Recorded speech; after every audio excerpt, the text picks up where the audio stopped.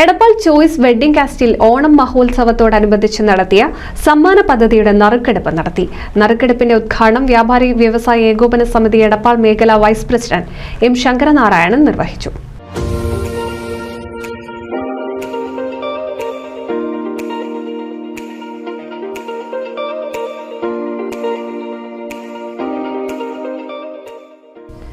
Edappal choice wedding castle Onam മഹോത്സവത്തോടനുബന്ധിച്ച് purchase ചെയ്യുന്നവർക്കായി 1 ലക്ഷം രൂപയുടെ സമ്മാന പദ്ധതിയാണ് പ്രഖ്യാപിച്ചിരുന്നത്.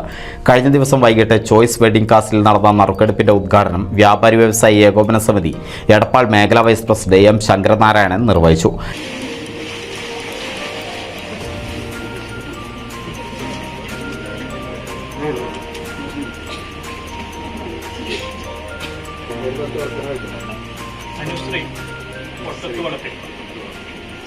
അനുശ്രീ പൊട്ടത്തോളം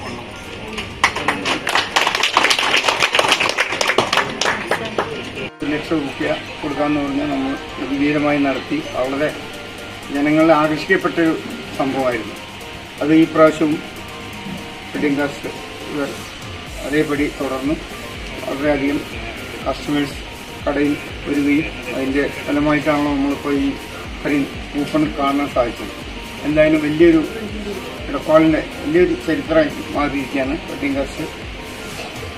എന്തായാലും ഈ നറുക്കെടുപ്പിന് എത്തിയുള്ള എല്ലാവർക്കും സ്വാഗതം ആശംസിക്കുകയാണ്. വ്യാപാരി വ്യവസായി ഏകോപന സമിതി എടപ്പാൾ മേഖലാ youth wing president Binesh, Fasal Gafoor, choice wedding castle managing ഡയറക്ടർമാരായ Hamsakoya, managing partner Nisar, manager Suber തുടങ്ങിയവരും സ്റ്റാഫുകളും പങ്കെടുത്തു. എല്ലാ വർഷവും ഇതേമാതിരി നല്ല പ്രോഗ്രാമുകളുമായി നല്ല സമ്മാന പദ്ധതികളുമായിട്ട് എത്തിച്ചേരാറുണ്ട്. അതിനൊക്കെ ഞങ്ങൾ സാക്ഷ്യം വഹിക്കാറുണ്ട്.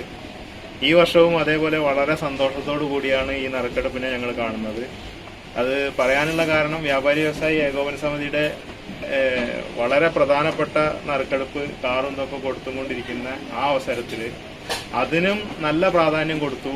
ഒപ്പം സ്വന്തം നിലയ്ക്ക് 1 ലക്ഷം രൂപ വില വരുന്ന സമ്മാന പദ്ധതികളുമായി ഈ ഓണത്തെ വരവേൽക്കാനുണ്ടായത്.